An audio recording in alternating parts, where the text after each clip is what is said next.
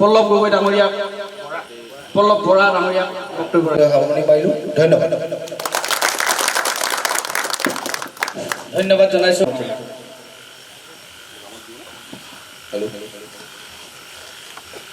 আমি সৈনিক হিচাপে আমি আগবাঢ়ি যাব লাগিব, আমি কাম কৰি যাব লাগিব আৰু আমাৰ পঞ্চায়তৰ মান ৰক্ষা কৰিব লাগিব। গতিকে আমি যিসকলে আমি অন্য দলত যিসকলে এতিয়াও আছে, গতিকে সেই দলৰ বিষয়বিলাকক আমি বুজাবলৈ চেষ্টা কৰিব লাগিব। অনাগত দিনত কোন পথেদি গ'লে আমাৰ সমাজখনক আমি আগুৱাই লৈ যাব পাৰিম, ইয়াৰ সৰ্বসাধাৰণ ৰাইজক আমি আগুৱাই লৈ যাব পাৰিম, সেই পথে অনাৰ আমি চেষ্টা, আমি ইয়াত থকা প্ৰতিজন, আজি যোগদান কৰা প্ৰতিজন আমাৰ বিষয়ববীয়া আমি সেই কষ্টখিনি কৰিব লাগিব।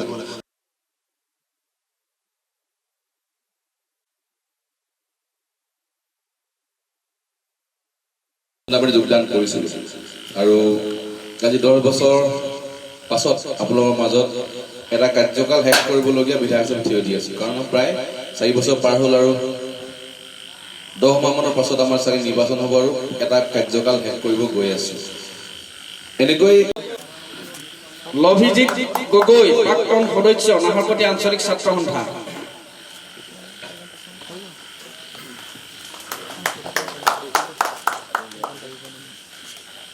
শ্ৰীযুত তৰংগ গগৈ ডাঙৰীয়া,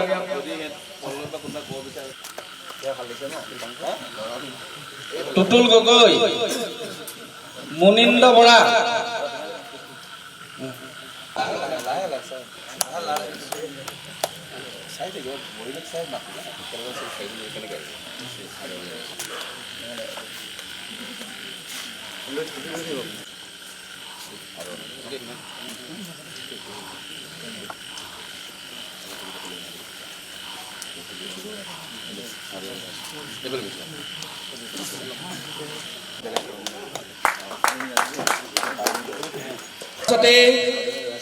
হৰেশ্বৰ গগৈ, সভাপতি ধৰণী গগৈ, টুটুল গগৈ। বিধায়ক হিচাপে আমি প্ৰায় বিগত 4 বছৰ কাম কৰিলোঁ আৰু যেতিয়া বিৰোধী দলৰ ভাল নেতাসকল বা বিৰোধী দলৰ মই উদাহৰণ পল্লৱ বৰা ডাঙৰীয়াৰ কথাই কওঁ যে জাতীয় পৰিষদৰ এটা সক্ৰিয় কাৰ্যকৰ্তা লিডাৰ আছিলে আৰু ছাত্ৰ সন্থা মজিয়াতো ভালধৰণে কাম কৰিছিলে। আজি যেতিয়া ভাৰতীয় জনতা পাৰ্টীৰ কামৰ প্ৰতি আকৃষ্ট হৈ এই পঞ্চায়ত নিৰ্বাচনৰ আগে আগে আমাৰ দলত যোগদান কৰিছে, মই সকলোকে আদৰণি জনাওঁ। আৰু যে লুৰিণজ্যোতি গগৈ ডাঙৰীয়া এই মুহূৰ্তত যোগদান কৰিছে 3টা মানুহ, আমি যোগদান কৰাইছোঁ প্ৰায় 100 মানুহৰ। তো সেইটোৱে পাৰ্থক্য যে বিজেপিলৈ 100 মানুহ আহে আৰু জাতীয় পৰিষদ 3টা মানুহ যায়। তো তাতে ৰিজাল্ট ওলাই পৰিছে, আমি 100ত আছোঁ, তেখেতেও 3ত আছে।